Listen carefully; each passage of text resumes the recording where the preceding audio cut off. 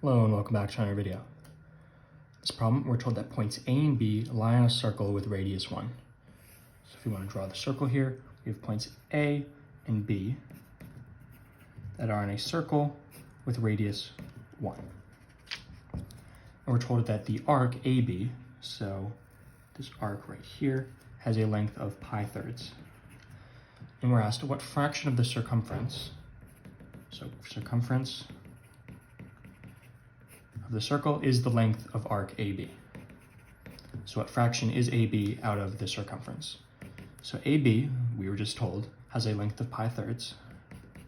And we're going to divide this by the circumference. Well, what is the circumference?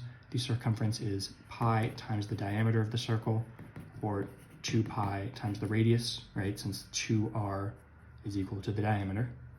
And we know the radius is 1. So 2 pi times 1 is equal to 2 pi. So our circumference is 2 pi.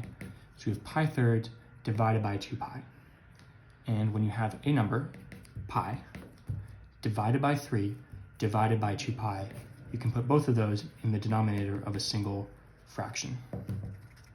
Right, so you take the 3 and you take the 2 pi, and you put them both in the fraction, in the denominator of the fraction. These pi's cancel. You have 1 pi on top, so the 1 remains. You have 1 over 3 times 2 is 6.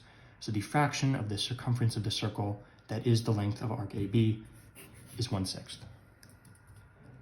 As always, thank you for liking and subscribing, and we'll see you in the next video.